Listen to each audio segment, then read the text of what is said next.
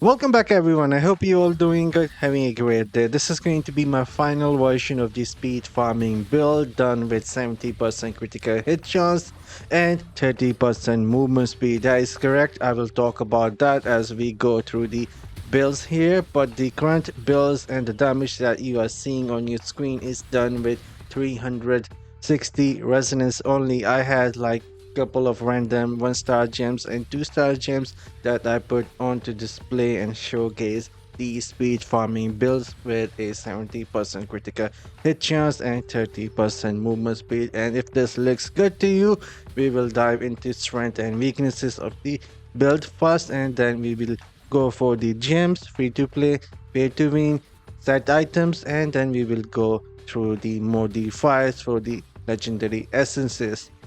Starting with the strength and weaknesses, we have a very high damage, very high mobility with our leap and dashes, and we have over 70% critical hit chance, and the builds will be good for all resonance of plays. And as for some weaknesses, the builds will demand some high skill cap. You will have to time your dashes and leaps so you can just keep triggering that high insane critical hit chance. The second weaknesses is going to be that you might actually have to manage some cooldowns in between when you see some packs. You cannot just keep on spamming the dash and the leap at the same time.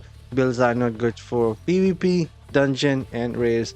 And now let's dive into some free to play starter gems, starting with the Ferment Fang, really good damage gem. Then we're using the Mother Lemon, that is also giving us some insane critical hit chance. We have Pain Class, we have Abiding Gust, we have Power and Command, Carnage Invigoration, Berserker Eye, Everlasting. All these gems will help you increase and deal more damage. And next we are talking about the pay to win best gems for this build. It is going to be the Blood Soaked Jade, gives you the movement speed, Seeping Bile, Bottle Hope, Gloom Cast, Starfire Shard, Howler Core, Blessing of the Worthy, and Mother Lament again, since we need that critical hit chance for this build. And now let's talk about the Paragon Tree. You can either go use the Treasure Hunter if you want some more chance at the loot, or you can go with the Massacre for more movement speed. Especially you can go with the Massacre if you decide to use some different set pieces, which we will be talking about right now. So the set items that I will be recommending with this build is going to be 4-piece Gloom Guide Prize. Every time you leap or use the dash, this will just keep on triggering. You have 3 dashes that you can just keep on using, and it will keep triggering that insane critical hit chance and 15% damage as well. And like I said, it works with the leap and the dash from the Spear Fury. And as for the next 2 pieces, you can either go with the Ishitar 30% movement speed, or you can go with the Virtuous Urge, giving you 30% increased beneficial duration. That is going to work with your Siphon build. It will keep the Siphon uptime as close as to like only 3-second cooldown. It's really depend to you which one you prefer more. You can go with Ishita or Vitus, but if you decide to go with Vitus, then you will have to change the Paragon Tree to Massacre to have some movement speed with the build. Otherwise you are going to be fine with 2-piece Vitus if you don't want more movement speed. And now let's dive into the skills modifier what we are using. The first skill is going to be our primary. We are using the Shadow Edge. We have 1 modifier for this. Every time we use the primary attack, it can ricochet from the enemy and deal some damage to the enemies around as well. And as for our first skill, it is going to be Skewer. The first modifier is from the main hand, allowing us to dash and stun enemies. It will also trigger the Gloom Guide Prize, like I said.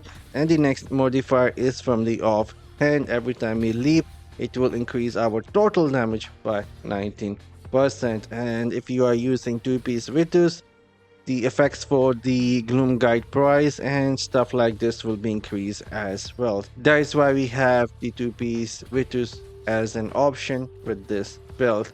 And next, we are using the Siphon Blood. The first modifier is from the Head Piece. The Siphon skill is no longer channeled and now moves with you, dealing damage and draining life from the nearby enemies. And then we are adding another modifier on the top of this from a second main hand. It will hemorrhage the enemy and also deal some extra damage. And the next skill is going to be Swan of Bass.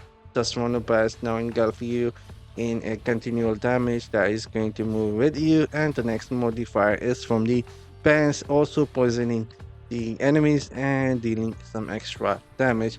And as for the last skill, there is going to be the Spear Fury.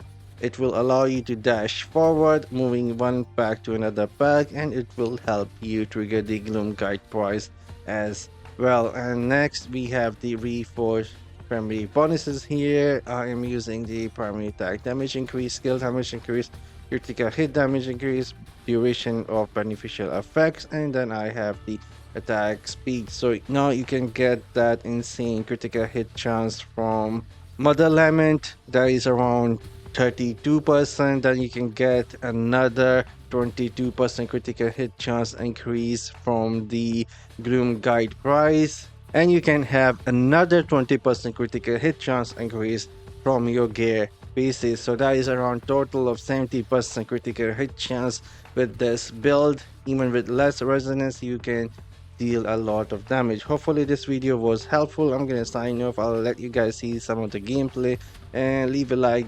It is going to be huge help for me later, guys.